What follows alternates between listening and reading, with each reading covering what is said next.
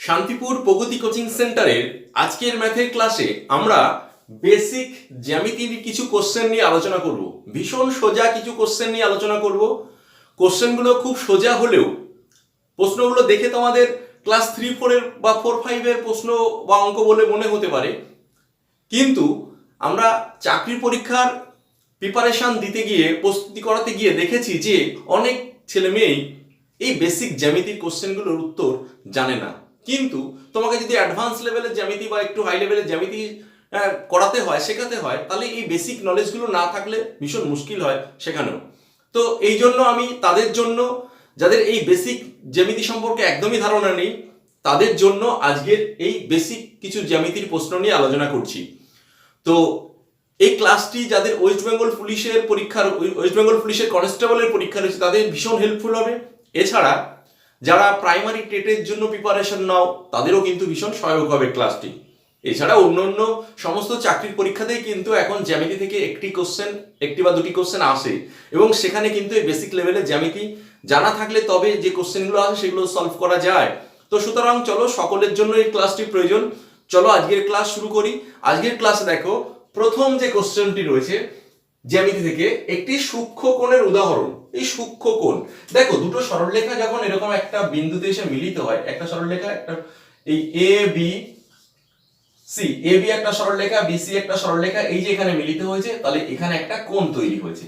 এই কোণটার মান, যদি কোনো কোণের মান 90 ডিগ্রির থেকে ছোট হয়, 90 ডিগ্রির থেকে ছোট যে কোনো কোণকে আমরা বলে থাকি সূক্ষ্মকোণ।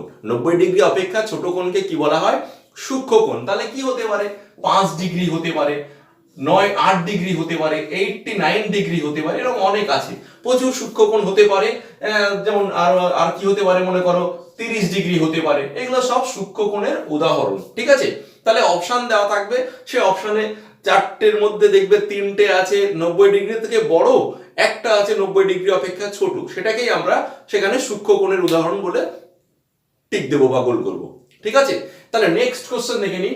একটি স্থূলকোণের উদাহরণ। স্থূলকোণ দেখো, স্থূলকোণ হচ্ছে যদি কোণের মান 90 ডিগ্রি থেকে বড় হয় কিন্তু 180 ডিগ্রি থেকে ছোট, অর্থাৎ 90 ডিগ্রি থেকে 180 ডিগ্রির মধ্যে যে কোনো কোণকে আমরা স্থূলকোণ বলে থাকবো। ঠিক আছে, তাহলে কি হতে পারে? 91 ডিগ্রি হতে পারে, 130 ডিগ্রি হতে পারে, 160 ডিগ্রি হতে পারে, 179 ডিগ্রি হতে পারে। ঠিক আছে, এরকম প্রচুর কোণ হতে পারে। বললাম কি, যে 90 ডিগ্রি থেকে বড় কিন্তু 180 ডিগ্রি থেকে ছোট, এরকম কোণকে আমরা স্থূলকোণ বলে ধরবো। ঠিক আছে, নেক্সট কোশ্চেন দেখো, 3 নম্বর কোশ্চেন। এক সমকোণের মান কত? এক সমকোণ দেখো, যদি একটা সরলরেখার উপর আরেকটি সরলরেখা, এই যে একটি সরলরেখা এ বি একটা সরলরেখা মনে করো, এর উপর পি কিউ একটা সরলরেখা ঠিক লম্বভাবে দণ্ডায়মান হয়েছে, তাহলে দেখো এই পাশে এই যে কোণটা হয়েছে বা এ পাশে এই যে কোণটা হয়েছে, এই কোণগুলো হচ্ছে 90 ডিগ্রি করে হয়। এই 90 ডিগ্রি কোণকেই আমরা এক সমকোণ বলে থাকি। তাহলে এক সমকোণ মানে কত? এক সমকোণ মানে হচ্ছে 90 ডিগ্রি।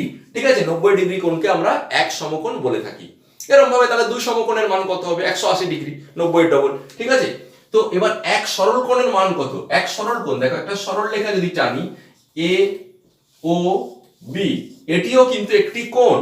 এই যে উপরে যে কোণটা হয়েছে এটা 180 ডিগ্রি কোণ, বা নিচের দিকে যদি একটা কোণ হয় সেটাও 180 ডিগ্রি। ঠিক আছে, এই 180 ডিগ্রি কোণকেই সরল কোণ বলা হয়। তাহলে এক সরল কোণের মান কত? 180 ডিগ্রি। 180 ডিগ্রি হচ্ছে এক সরল কোণের মান। তাহলে কোশ্চেন নাম্বার 4 শেষ হলো। কোশ্চেন নাম্বার 5, এক্স ডিগ্রি কোণের পূরক কোণের মান কত? এক্স ডিগ্রি কোণের পূরক কোণ। দেখো পূরক কোণ কাকে বলে? বলছে দুটো কোণের সমষ্টি, দুটি কোণের সমষ্টি যদি 180 ডিগ্রি হয়, দুটি কোণের সমষ্টি যদি 90 ডিগ্রি হয়, তাহলে একটিকে অপরটির পূরক কোণ বলা হয়। যেমন মনে করো 30 ডিগ্রি কোণ প্লাস 60 ডিগ্রি কোণ, এই দুটো মিলে কত ডিগ্রি হচ্ছে? 90 ডিগ্রি হচ্ছে। তাহলে এই যে দুটো কোণ, অর্থাৎ 30 ডিগ্রি কোণের পূরক কোণ হচ্ছে 60 ডিগ্রি। আবার যদি জিজ্ঞাসা করা হয় 60 ডিগ্রি কোণের পূরক কোণের মান কত, তাহলে 30 ডিগ্রি। যে দুটি কোণের সমষ্টি 90 ডিগ্রি, সেই দুটি একটিকে অপরটির পূরক কোণ বলা হয়ে থাকে। ক্লিয়ার হয়েছে? তাহলে 30 ডিগ্রি কোণের পূরক কোণের মান কত? এই 90 থেকে 30 বাদ দিলে 60 ডিগ্রি। যদি তোমাকে বলা হয় 70 ডিগ্রি কোণের পূরক কোণ কত, সঙ্গে সঙ্গে আমরা কি করব? 90 থেকে 70 বাদ দেব, তাহলে 20 ডিগ্রি হবে 70 ডিগ্রি কোণের পূরক কোণ। তাহলে এখানে জানতে চাইছে x ডিগ্রি কোণের পূরক কোণের মান কত। তাহলে কি নিয়ম? 90 ডিগ্রি থেকে বাদ দিলেই পূরক কোণ আমরা পেয়ে যাই। তাহলে x ডিগ্রি কোণের পূরক কোণের মান কত? x ডিগ্রি কোণের পূরক কোণের মান 90 ডিগ্রি বিয়োগ x ডিগ্রি। এটা হচ্ছে এই কোশ্চেনটির অ্যানসার। নেক্সট কোশ্চেন দেখো, কোশ্চেন নাম্বার 6, y ডিগ্রি কোণের সম্পূরক কোণের মান কত? সম্পূরক কোণ ব্যাপারটা কি? বলছে দুটো কোণের সমষ্টি যদি 180 ডিগ্রি হয় তাহলে একটিকে অপরটি সম্পূরক কোণ বলা হয়। কি রকম?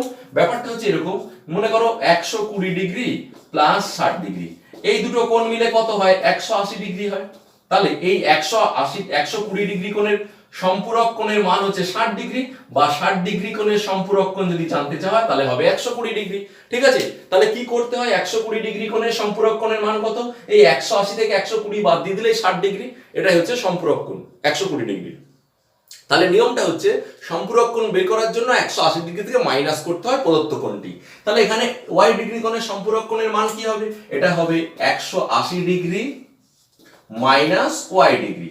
ঠিক আছে, এটাকে y ডিগ্রি কোণের সম্পূরক কোণের মান বলা হবে। তাহলে এটাই হচ্ছে কোশ্চেন নাম্বার 6 এর সঠিক উত্তর। চলে যাই কোশ্চেন নাম্বার 7। দেখো, একটি প্রবৃদ্ধ কোণের উদাহরণ হলো প্রবৃদ্ধ কোণ।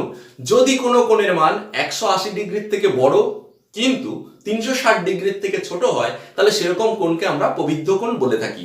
তাহলে প্রবৃদ্ধ কোণের উদাহরণ কি হতে পারে?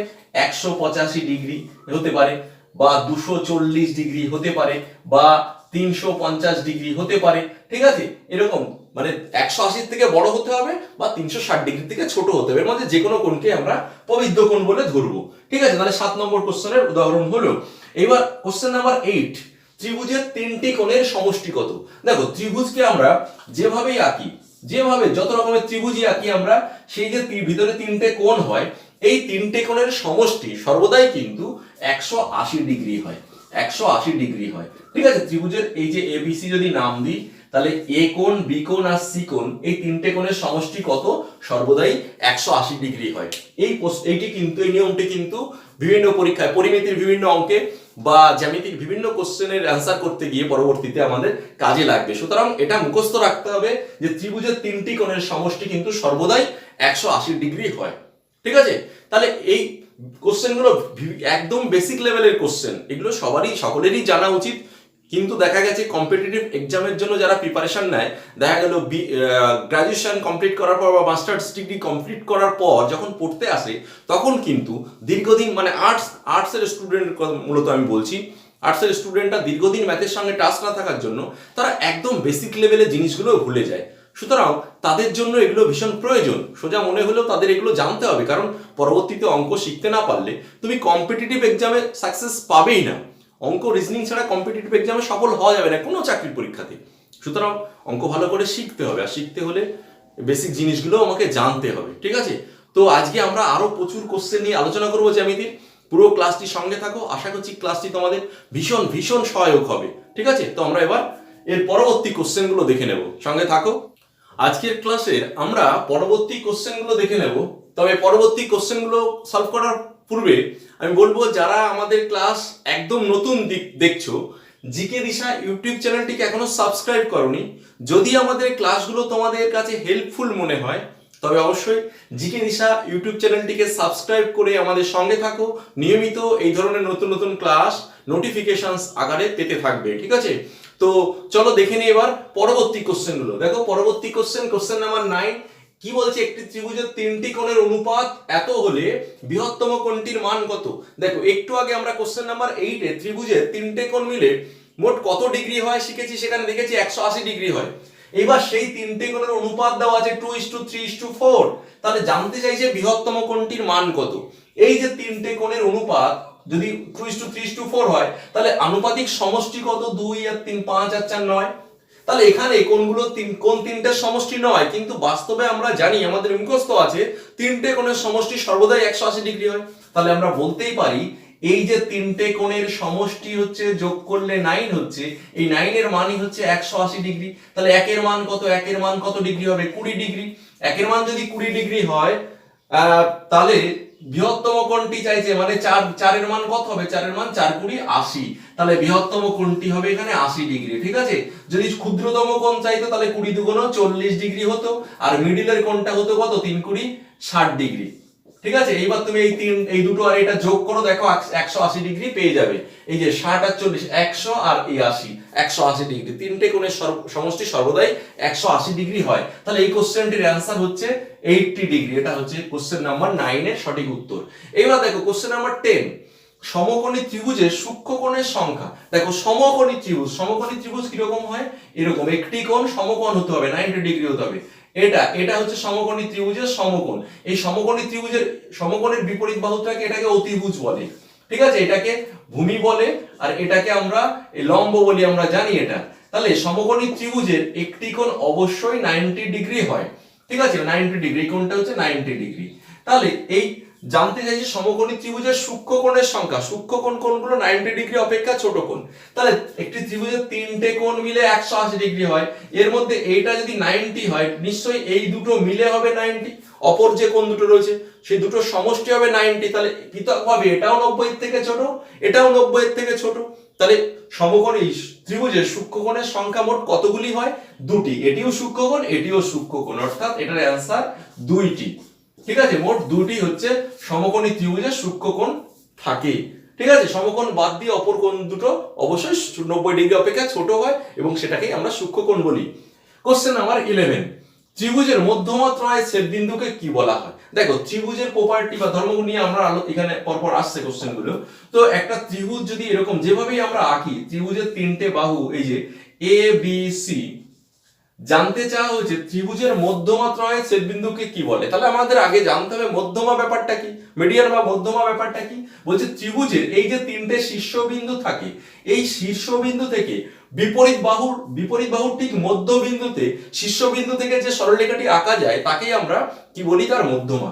অর্থাৎ এই বিসি বাহুর মিডল পয়েন্ট যদি এটা হয়, তাহলে এই এ যদি ডি হয়, তাহলে এ ডি হচ্ছে একটি মধ্যমা। ঠিক একইভাবে এসি বাহুর মিডল পয়েন্টটাকে যদি আমরা ই বলি, আর এবি বাহুর মিডল পয়েন্টটাকে যদি এফ বলি, তাহলে এই যে বিই যুক্ত করলে এটাকেও আমরা মধ্যমা বলবো, আবার সি এফ যুক্ত করলে এটাকেও আমরা মধ্যমা বলবো। ঠিক আছে, তাহলে এই যে মধ্যমা ত্রয় যেখানে এসে মিলিত হয়, তিনটে মধ্যমা একটা বিন্দুতে মিলিত হয়, সেটাকে কি বলা হয় এখানে জানতে চাইছে। সেটাকে বলা হয় ভর কেন্দ্র। ত্রিভুজের কি বলা হয়, সেটা ভর কেন্দ্র। তাহলে এই কোশ্চেনটির অ্যান্সার হচ্ছে ভর কেন্দ্র। ত্রিভুজের মধ্যমা ত্রয় বিন্দুকে কি বলা হয়, ভর কেন্দ্র বলা হয়। এই যে ভর কেন্দ্র, দেখো প্রত্যেকটা মধ্যমাকে কিন্তু উপরের একটা অংশে আর নিচের একটা অংশে ভাগ করেছে। বলা হচ্ছে বা দেখা গেছে যে ভর কেন্দ্র সর্বদাই সেই মধ্যমাটাকে 2:1 অনুপাতে বিভক্ত করে, অর্থাৎ উপরে এটা 2 ভাগ, নিচেরটা 1 ভাগ। ভর কেন্দ্র 2:1 অনুপাতে মধ্যমাকে বিভক্ত করে। এই যে পরের কোশ্চেনে দেখো 12 নম্বর কোশ্চেন, ত্রিভুজের ভর কেন্দ্র মধ্যমাকে কি অনুপাতে বিভক্ত করে। এটার অ্যান্সার হবে 2:1 অনুপাতে বিভক্ত করে। এটাও ভীষণ ইম্পর্টেন্ট একটা ধর্ম, এটাকে কাজে লাগিয়ে তবে কিন্তু অনেক জ্যামিতির কোশ্চেন সলভ করতে হয়। ঠিক আছে, তাহলে এই যে উপরে এই একটা মধ্যমার এইখান থেকে উপরের অংশটা হচ্ছে 2 ভাগ, নিচের অংশটা 1 ভাগ, বা এই মধ্যমাটা নিয়ে যদি আমরা বলি, তাহলে এইখান থেকে এই ভাগ, যদি আমরা ভর কেন্দ্রটাকে জি নাম দিই, তাহলে এই যে বিজি হবে 2 ভাগ আর জিই হবে 1 ভাগ। ঠিক আছে, এখান থেকেও জ্যামিতি থেকে কোশ্চেন আসে। মনে করো তোমাকে বলে দিল যে এডির মাপ যদি 15 হয়, এডির মাপ যদি 15 হয়, তাহলে এজি হবে তার 3 ভাগের 2 ভাগ, অর্থাৎ 10, আর বিজি হবে 5। ঠিক আছে, এইভাবে ভরকেন্দ্র মধ্যমাকে 2:1 অনুপাতে বিভক্ত করে। এই নিয়মটা মুখস্থ রাখবে, এটাও কিন্তু ভীষণ কাজে লাগে জ্যামিতির কোশ্চেন সলভ করতে গিয়ে। দেখে নি নেক্সট কোশ্চেন 13, সমবাহু ত্রিভুজের প্রতিটি কোণের মান কত। সমবাহু ত্রিভুজ, দেখো ত্রিভুজের তিনটে বাহুই যদি সমান হয়, তাহলে তাকে আমরা সমবাহু ত্রিভুজ বলি। এই যে এ বি সি যদি একটি সমবাহু ত্রিভুজ হয়, তাহলে এই যে কোণগুলো হয়, বাহু সমান হলে কোণগুলো অবশ্যই সমান হয়। তাহলে তিনটে কোণই সমান, আর তিনটে কোণ মিলে সবসময় কত ডিগ্রি হয়, 180 ডিগ্রি হয়। আর তিনটে কোণই যদি সমান হয়, তাহলে প্রত্যেকটা কোণের মান কি হবে, 180 ডিগ্রি। 180 ডিগ্রি বাই 3 মানে কত, 60 ডিগ্রি। তাহলে সমবাহু ত্রিভুজের এই প্রত্যেকটা কোণের মানে কিন্তু 60 ডিগ্রি, বা প্রত্যেকটা কোণই কিন্তু একটা সূক্ষ্মকোণ। যদি বলতো সমবাহু ত্রিভুজের কটি সূক্ষ্মকোণ থাকে, সমবাহু ত্রিভুজের প্রত্যেকটা কোণই সূক্ষ্মকোণ এবং তার মান হচ্ছে 60 ডিগ্রি। ঠিক আছে, এই প্রসঙ্গে বলে রাখি, এই ত্রিভুজের বাহুর সঙ্গে কিন্তু কোণের রিলেশন আছে। বাহু সমান হলে কোণ সমান হয়, সেটা তো পেলাম। এইবার বলা হচ্ছে একটা ত্রিভুজে যে বাহুটা সব থেকে বড় হবে, মনে করো এই যে এখানে এই বাহুটা সব থেকে বড় ছিল, এই বড় বাহুটার বিপরীত কোণটা, বড় বাহুর বিপরীত দিকে যে কোণটা থাকে, সেই কোণটা কিন্তু ওই ত্রিভুজের সব থেকে বড় কোণ হয়। ঠিক আছে, ত্রিভুজের কোন কোনটা বড় হয়, বড় বাহু যেটা তার বিপরীত দিকে যে কোণটা থাকে সেটা সবসময় বড় হয়। আর একদম ছোট কোণ যেটা, যদি এটা ছোট কোণ হয় তাহলে এর বিপরীত দিকে যে বাহুটা আছে এটা ছোট হবে, এরকম ব্যাপার আর কি। বা যদি এটা ছোট কোণ হয় তাহলে এর বিপরীত দিকে যে বাহুটা আছে এটা বাহু ছোট হবে, বা এটা যদি ছোট বাহু হয় তাহলে এর বিপরীতে যে বাহুটা কোণটা থাকবে সেটা হচ্ছে সব থেকে ছোট কোণ হবে। তাহলে বাহু আর কোণের মধ্যে কি রিলেশন সেটা বোঝা গেল। এখান থেকেও কিন্তু পরবর্তীতে চাকরির পরীক্ষায় জ্যামিতির থেকে কোশ্চেন আসে। এই নিয়মগুলো কাজে মুখস্থ মনে রাখতে হবে। মেইন হচ্ছে নিয়মগুলো মনে রাখতে পারলে তবেই তুমি জ্যামিতি থেকে যে বড় বড় কোশ্চেনগুলো আসে, জটিল কোশ্চেন আসে, সেগুলো সলভ করতে পারবে। ঠিক আছে, তো দেখে নিই আমরা পরের কোশ্চেন। কোশ্চেন নাম্বার 13 হয়ে গেছে। কোশ্চেন নাম্বার 14, একটি চতুর্ভুজের তিনটে কোণের মান এত এত ডিগ্রি হলে চতুর্থ কোণটির মান কত? এতক্ষণ আমরা ত্রিভুজের বিভিন্ন কোণ নিয়ে আলোচনা করেছি। এইবার চতুর্ভুজের যে চারটে কোণ থাকে, চতুর্ভুজকে আমরা যেভাবে আঁকি তেড়া বেঁকা করে যেভাবে আঁকি, এই যে চার কোণায় চারটে কোণ তৈরি হয়, এই চারটে কোণ মিলে অলওয়েজ কিন্তু 360 ডিগ্রি হয়। চতুর্ভুজের চারটে কোণের সমষ্টি সবসময় কত ডিগ্রি হয়? যেভাবে আঁকো চারটে কোণ যোগ করলে কিন্তু 360 ডিগ্রি হবে। এবার এখানে কি তিনটে কোণের মান আলাদা করে পৃথক পৃথক করে দেওয়া আছে, জানতে চাইছে চতুর্থ কোণটির মান কত। তাহলে আমরা কি করব, এই তিনটে যোগ করব, যোগ করলে দেখো কত হচ্ছে 290 ডিগ্রি। 290 ডিগ্রি, তাহলে 360 থেকে এই 290 ডিগ্রি বাদ দিয়ে দাও, তাহলে চতুর্থ কোণটা বেরিয়ে যাবে 0, 9 16 হবে 7, হাতে 1, 70 ডিগ্রি। তাহলে চতুর্থ কোণটার মান কত হবে? 70 ডিগ্রি। ঠিক আছে, তিনটে কোণের মান জানা থাকলে চতুর্থ কোণটা চতুর্ভুজের ক্ষেত্রে বের করা যায় কি করে? 360 ডিগ্রি থেকে ওই তিনটে কোণের সমষ্টি করে মাইনাস করে দিলেই আমরা চতুর্থ কোণটার মান পেয়ে যাব। ঠিক আছে, তাহলে কোশ্চেন নাম্বার 14 শেষ হলো। আশা করছি ক্লাসটা তোমাদের খুব ভালো লাগছে এবং আশা করছি ক্লাসটি তোমাদের চাকরির প্রিপারেশনে কিন্তু ভীষণ হেল্পফুল হবে। তো এরকম আরো প্রচুর কোশ্চেন রয়েছে, পুরো ক্লাসটির সঙ্গে থাকো, দেখতে থাকো। আমরা এবার পরবর্তী কোশ্চেনগুলো দেখে নেব। রয়েছি আমরা শান্তিপুর প্রগতি কোচিং সেন্টারে। চলছে আজকে আমাদের বেসিক জ্যামিতির উপর খুব ছোট্ট একটি ক্লাস। খুব সহজ কিছু কোশ্চেন নিয়ে আলোচনা করছি, তোমরা ইতিমধ্যে দেখে নিয়েছো এবং মনে হচ্ছে যে স্যার এই ধরনের কোশ্চেন তো চাকরির পরীক্ষায় আসেই না, এত সোজা কি আসে? আমি নিশ্চিত যে এই ধরনের কোশ্চেন সাধারণত আসে না, কখনো কখনো দু একটা আসে, কিন্তু বেশিরভাগ ক্ষেত্রে আসে না। কিন্তু তুমি যদি এই বেসিক নিয়মগুলো না জানো তাহলে কিন্তু তুমি পরবর্তী যে কোশ্চেনগুলো আসে সেই কোশ্চেনগুলো সমাধান করা তোমার পক্ষে খুব কষ্টকর হয়ে যাবে। অর্থাৎ তোমাকে আপাত দৃষ্টিতে মনে হতে পারে যে এগুলো পড়ে বা এগুলো শিখে আমার কোনো লাভ নেই, কিন্তু প্রকৃতপক্ষে পরোক্ষভাবে এগুলো কিন্তু তোমার ওই বড় বড় প্রশ্নের বা জটিল যে প্রশ্ন চাকরি পরীক্ষায় আসে সেগুলো সমাধান করতে ভীষণ হেল্পফুল এই ধরনের কোশ্চেনগুলো বা এই নিয়মগুলো। ঠিক আছে, সুতরাং এগুলো দরকার। তো দেখো এবার পরবর্তী কোশ্চেনগুলো সলভ করি। কোশ্চেন নাম্বার 15, n সংখ্যক বাহু বিশিষ্ট একটি বহুভুজের অন্তঃকোণগুলির সমষ্টি কত? দেখো একটা বহুভুজ আঁকতে বলেছে। বহুভুজ কিরকম হয়? অনেকগুলো বাহু থাকবে, n সংখ্যক বাহু বিশিষ্ট সুষম বহুভুজের, মানে প্রত্যেকটা বাহু সুষম বহুভুজের হবে, সুষম বহুভুজের। ঠিক আছে, তাহলে এরকম বহুভুজ কিরকম হবে? দেখো এরকম যদি আমরা একটা বহুভুজ আঁকি তাহলে বহুভুজটা মোটামুটি মনে করো যে আমি ছটা বাহু সমান বাহু দিয়ে একটা বহুভুজ আঁকলাম। ঠিক আছে, এই যে ছটা বাহু দিয়ে একটা বহুভুজ আঁকলাম, এটা একটা বহুভুজ। এর ভেতরে দেখো এই যে কোণগুলো হয়েছে, এই কোণগুলোর সমষ্টি আমাকে জানতে চাইছে। তবে n সংখ্যক, আমি এটা ছটা দিয়ে ষড়ভুজ এঁকেছি, কিন্তু n সংখ্যক থাকলে কি হবে, তার অন্তঃকোণগুলির সমষ্টি কি হবে। তো আমরা আগে ছটা থাকলে কি হয় শিখে নিই। দেখো ছটা থাকলে কি হয়, এই অন্তঃকোণগুলির সমষ্টি যদি আমরা করতে চাই তাহলে আমরা কি করব, যে কোনো একটা বিন্দুকে কেন্দ্র করে যদি অপর বিন্দুগুলো যোগ করে দিই, দেখো তাহলে কি হবে, এই যে এই বিন্দুটাকে আমরা নাম দিলাম এ, এই বিন্দুটাকে কেন্দ্র করে দেখো বিপরীত যে বিন্দুগুলো ছিল যোগ করলে ভেতরে মোট এই একটা ত্রিভুজ তৈরি হয়েছে, এই একটা ত্রিভুজ তৈরি হয়েছে, এই একটা ত্রিভুজ তৈরি হয়েছে, আর এই একটা ত্রিভুজ তৈরি হয়েছে। বাহু ছিল কটা? বাহু ছিল বাহু ছিল এখানে 6টি। বাহু ছিল কয়টি? 6টি। ত্রিভুজ তৈরি হয়েছে কয়টি? ত্রিভুজ তৈরি হয়েছে কিন্তু 4টি। দেখো যতগুলো বাহু থাকে এর ভেতরে আমরা ওই অন্তঃকোণগুলির সমষ্টি বের করার জন্য যদি ত্রিভুজ আঁকি তাহলে ভিতরে ত্রিভুজ তৈরি হয় তার থেকে দুটো কম। 6টি ছিল, তার থেকে দুটো কম তৈরি হয়েছে, সবসময় দুটো কম তৈরি হয়। এবং এই যে কোণগুলো সমষ্টি আমাকে যোগ করার কথা বলেছিল, এইগুলো মানে কিন্তু এর ভেতরে যে কটা ত্রিভুজ এঁকেছি সেই ত্রিভুজের অন্তঃকোণগুলির সমষ্টি যা হবে সেটাই কিন্তু এই সুষম বহুভুজটির অন্তকোণগুলির সমষ্টি।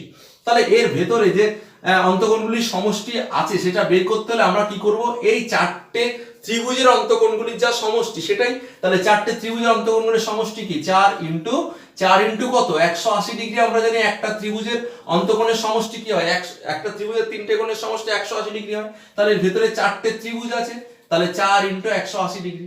ঠিক আছে, এটা হচ্ছে এই ষড়ভুজটার ক্ষেত্রে। কিন্তু আমাকে এখানে n সংখ্যক বহুভুজ বলেছে, তাহলে বাহু আছে nটি, তাহলে ত্রিভুজ তৈরি কত হবে, কতগুলো ত্রিভুজ তৈরি হবে n-2টি, n-2টি ত্রিভুজ তৈরি হবে n সংখ্যক বহু বিশিষ্ট বাহুভুজের, n সংখ্যক বাহু বিশিষ্ট বহুভুজের। এবার এক একটি ত্রিভুজের তিনটে কোণের সমষ্টি কত 180 ডিগ্রি। তাহলে এই n-2 ইন্টু 180 ডিগ্রি এটাই হবে ওই n সংখ্যক বাহু বিশিষ্ট বহুভুজের অন্তকোণগুলির সমষ্টি। ঠিক আছে, n-2 ইন্টু 180 ডিগ্রি, এটা হচ্ছে কোশ্চেন। অর্থাৎ যতগুলো বাহু থাকবে সেটা -2 কম, কারণ দুটো ত্রিভুজ কম তৈরি হয়, ইন্টু 180 ডিগ্রি, কারণ একটা ত্রিভুজের তিনটে কোণের সমষ্টি 180 ডিগ্রি। ঠিক আছে, তাহলে এবার আমরা নেক্সট কোশ্চেন দেখো, একটি সমকোণী চৌপলের উদাহরণ দাও। সমকোণী চৌপল কোনগুলো? সমকোণী চৌপল হচ্ছে এরকম, দেখো সমকোণী চৌপল যে আর ঘনবস্তুর 6টি তল থাকে এবং প্রত্যেকটি তল একটি আয়তক্ষেত্র। এই যে সমকোণী চৌপল, দেখো 6টা তল আছে, উপরে একটা, নিচে একটা, এদিকে একটা, এদিকে একটা, আর এই সামনে একটা, পিছনে একটা, মোট 6টা তল থাকে। প্রত্যেকটা তল একটা আয়তক্ষেত্র হয়, আর এই কোণাগুলোকে বলা হয় কৌণিক বিন্দু। দেখো এই তল আছে কয়টি? 6টি তল আছে। কয়টি তল সমান হয় 6টি। কৌণিক বিন্দু হয় 8টি। দেখো এই যে কোণাগুলোকে কৌণিক বিন্দু বলা হচ্ছে। ঠিক আছে, আর এইগুলোকে ধার বা পার্শ্বরেখা বলা হয়। এগুলো দেখো চারটে 8টা, 4টে 12টা আছে। হ্যাঁ, ধার হচ্ছে ধারকের সংখ্যা, ধারক সমান 12টি। ঠিক আছে, তাহলে সমকোণী চৌপলের উদাহরণ কি হতে পারে? ইট হতে পারে, তোমার জ্যামিতি বক্স হতে পারে, তেলের টিন হতে পারে। হ্যাঁ, তোমার প্রত্যেকটা বই হচ্ছে সমকোণী চৌপল। ঠিক আছে, এবং যদি প্রত্যেকটা তল আবার বর্গক্ষেত্র হয় তখন সেটাকে আমরা ঘনক বলে থাকি, যেমন লুডুর ছক্কা একটি ঘনক। ঠিক আছে, তাহলে উদাহরণ, আশা করছি এর উদাহরণ পেয়ে গেছো। জ্যামিতি বক্স বা ইট হতে পারে, ইট। ঠিক আছে, আর অনেক কিছু আছে। এইবার দেখো পরের কোশ্চেন, একটি সমকোণী চৌপলের তল সংখ্যা x, ধার সংখ্যা y ও কৌণিক বিন্দুর সংখ্যা z হলে x + y - z এর মান কত? দেখো এটা আগের এখানে আমি আলোচনা করে দিয়েছি। এই যে x + y - z, এটা আমাদের ওখান থেকে মুখস্থ রাখতে হবে। সমকোণী চৌপলের তল সংখ্যাকে x বলেছে, x মানে কত? x মানে দেখো 6 হয় সব সময়, মানে তল সংখ্যা।